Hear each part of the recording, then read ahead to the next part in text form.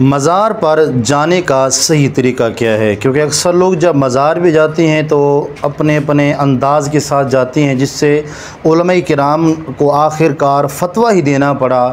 کیونکہ کچھ لوگ جو نہیں بلکہ اکثر لوگ یہ اعتراض کرتے ہیں کہ جو بریلوی حضرات ہوتے ہیں یہ قبروں کی پوجا کرتے ہیں، قبروں کو سجدے کرتے ہیں۔ اس کے بارے میں مدلل جواب آپ کی خدمت میں رکھنے والا ہوں، جماعت اہل سنت بریلوی کی طرف سے جو فتویٰ آیا ہے۔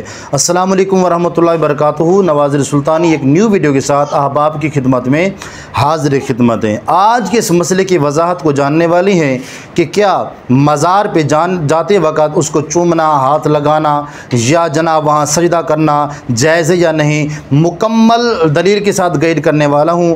جانتے ہیں کہ جماعت اہل سنت بریلوی نے کیا فتویٰ دیا ہے۔ اس میں پیر سید امین القادری صاحب جو کہ انڈیا کے رہنے والے ہیں، اور پیر جناب اجمل رضا قادری صاحب جو کہ نامور اسلامک اسکالر پاکستان کے ہیں، جانتے ہیں کہ ان کیا دلائل دیے ہیں کہ مزار کے اوپر حاضری دینے کے۔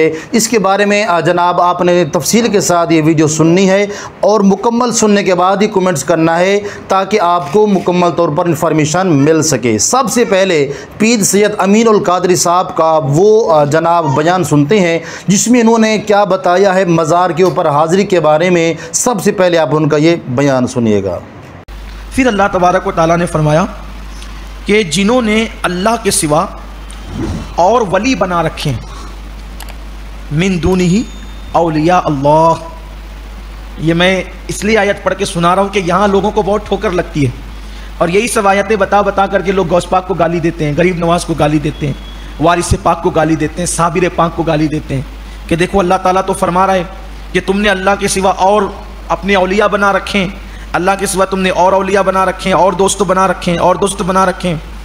تو اللہ فرماتا ہے اور جنہوں نے بنا رکھے ہیں اللہ کے سوا اور اولیاء اور دوست، اللہ تعالیٰ خوب جانتا ہے ان کے حالات اور آپ کے ذمے نہیں۔ حضور علیہ السلام کافروں کو سمجھانے میں اتنی محنت کرتے تھے، اتنی محنت کرتے تھے، اتنی محنت کرتے تھے، ایسا لگتا تھا جیسے حضور علیہ السلام اپنی جان کھو دیں، اپنی جان گوا دیں۔ تو اللہ تبارک و تعالیٰ نے فرمایا محبوب آپ ان کے پیچھے اتنی مشقت مت اٹھائیے، آپ کا کام ہے، آپ نے اللہ نے جو آپ کے کو فرمان آپ پہ نازل کیا، جو باتیں اللہ نے آپ پہ نازل کی، آپ اتنی بات ان کو بتا دیجئے اور بتا کر ان کو ان کے حال پہ چھوڑ دیجئے، آپ اپنی جان مت گوائیے ان کے پیچھے۔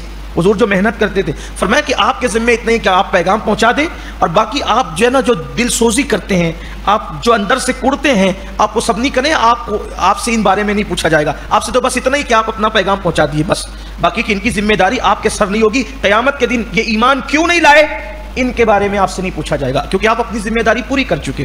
یہ آیت پوری ہے جو میں نے آپ کے سامنے اس کا ترجمہ پڑھ دیا، ترجمہ پڑھا ہے میں نے، حالانکہ میں ترجمہ نہیں پڑھ رہا ہوں، عام طور پہ خلاصہ ہی پیش کر رہا ہوں، لیکن یہاں رک کر کے آپ سے میں نے بات کرنی ہے کہ جب یہ ہوتا ہے نا کہ من دون اللہ، اللہ کے علاوہ اور ولی بنا رکھے، اللہ کے علاوہ اور ولی بنا رکھے، تو یہاں آگے آیت مبارکہ کا مفہوم بھی تو دیکھو، آگے آیت پاک کا تیور بھی تو دیکھو، ترجمہ بھی تو دیکھو، یہ کس کے بارے میں بات ہو رہی ہے، کن ولی کے بارے میں بات ہو رہی ہے، کن ولی کے بارے میں بات ہو رہی ہے۔ ولی کے کئی معنی ہیں، ولی کا معنی دوست ہے، ولی کا ایک معنی کارساز کے ہے، ولی کا ایک معنی قریبی کے ہے، ولی کا ایک معنی محبوب کے ہے۔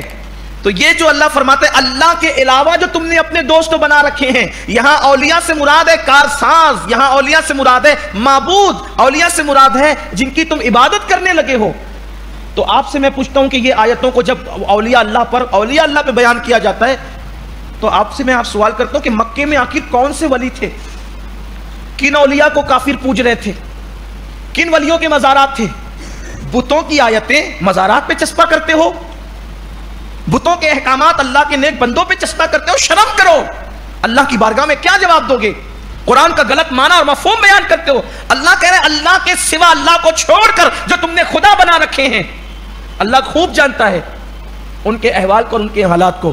تو مکے میں کوئی ولی کی مزار نہیں تھی اس وقت جب یہ قرآن اتر رہا تھا، تب تو بتوں کو پوجا جا رہا تھا۔ تو یہ آیتیں بتوں کے لیے، اور جو ہم اولیاء اللہ کو مانتے ہیں، ایک ہے ماننا، ایک ہے محبت کرنا، ایک ہے پیار کرنا، اور ایک ہے پوجا کرنا اور عبادت کرنا۔ ہم کسی ولی کی عبادت نہیں کرتے۔ جب میں نے کل کے اس محفل میں کہا، کل ہی میں نے کہا کہ ہم اللہ کے رسول کو سب کچھ مان کر بھی کہتے ہیں عبدہ و رسولہ، जब हम रसूलुल्लाह की इबादत नहीं करते तो हम किसी वली की इबादत क्या करेंगे? पीर सैयद अमीन उल कादरी साहब जो कि इंडिया के हैं, उन्होंने क्योंकि मसला कि अहले सुन्नत हनफी बरेलवी से वाबस्ता हैं, उन्होंने तो ये बताया है कि अक्सर लोग जो है जब वो अपनी तफसीरें लिखते हैं, कुतुब लिखती हैं, तो उस वक़्त वो आयात मुबारका बैना कुरान पाक की जो अल्लाह पाक की तरफ से बुतों के बारे में नाजिल की गई हैं, तो वो लोग औलिया किराम के ऊपर नाजिल कर देते हैं कि देखें ना, अल्लाह ने फरमाया है कब्रों पे ना जाओ, मज़ार पे ना जाओ, इनको गिरा दो, ये है वो फ़लाँ है, इनकी पूजा ना करो। इस तरह के मतलब है कि मन गढ़ंत बातें बना के लोगों के जहन को ख़राब कर रखा है। तो इसकी तफसील जो है पीर अमीन उल कादरी साहब ने ये बताई है। आप उनके बयान से कितनी मुतासिर हुए हैं और उनके बयान से कितनी मुत्तफ़िक हैं, आप कमेंट्स में लाजमी बताइएगा। उसके बाद जानती हैं जनाब पीर अजमल रज़ा कादरी साहब जो कि पाकिस्तान के नामवर इस्लामिक हैं और जमात अहले सुन्नत हनफी बरेलवी के साथ हुए मुंसलिक हैं। जानते हैं कि वो मज़ार पर जाने का क्या बताते हैं, क्या तरीका बताते हैं, क्या चीज़ें मना करती हैं। पहले आप पीर अजमल रज़ा कादरी साहब का ये बयान सुनिएगा। आला हज़रत रहमतुल्लाह अलैह से किसी ने पूछा मज़ार पर जाने का तरीका, आला हज़रत ने फरमाया न कब्र को हाथ लगाना है, न बोसा देना है, न हाथ लगाना है, न बोसा देना है। और फरमाया तवाफ बिल इत्तेफाक हराम है। लोगों ने कहा हुजूर फिर हाजिरी कैसे देनी है? तो आला हज़रत का फतवा, ओ मेरे भाइयों मिन्नत करता हूं ये चीजें मशहूर करो, दुनिया में ये मशहूर करो। हमारा ज्यादा नुकसान वो मलंग तलंग कर रहे हैं जो दरबारों पे बैठे हुए हैं। ये गंद जो डल गया इसे साफ करो। फाज़िल बरेलवी रहमतुल्लाह अलैह ने फरमाया किसी बुजुर्ग के मजार पे जाओ तो 4 हाथ दूर खड़े होके फातिहा पढ़ो। कितनी दूर? 4 हाथ। एक शख्स ने कहा हुजूर मदीने जा रहा हूं, नबी पाक की जालियां चूम लूं? क्या जवाब है बरेली के इमाम का, कमाल कर दी। लोग तो यहां कहते हैं ना जाली चूमनी है, चूम लूं? आला हज़रत उससे पूछने लगे तेरा मुंह इस काबिल है तो मुस्तफा की जालियों को लगाए? तेरा मुंह इसका पाए नजर होश में आ, ये कुव्वे नबी है, आंखों से भी चलना यहां बेअदबी है।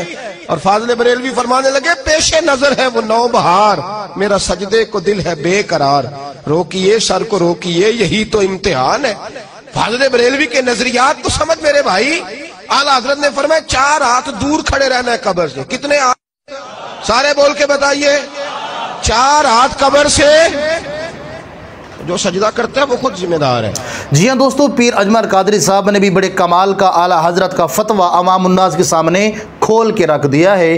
उन लोगों के मुंह पे ताला मार दिया है जो अपनी ज़ुबान के ज़रिए मसला के अहले सुन्नत बरेलवी के ऊपर फतवे लगाते थे कि ये मज़ार पे जाते हैं, सजदे करते हैं, चूमते हैं, ये करते हैं, फलां करते हैं। दिखा दिया ना आईना, पीर अजमल कादरी साहब ने बता दिया है। मसला के अहले सुन्नत की तरफ से जो फतवा आया है, आला हजरत इमाम अहले सुन्नत ने फरमाया है मज़ार पे जाओ, चूमो ना, हाथ ना लगाओ, बल्कि 4 हाथ दूर करके फातिहा पढ़ के वापस लौट आओ। ये है उस मज़ार पे जाने का सही तरीका।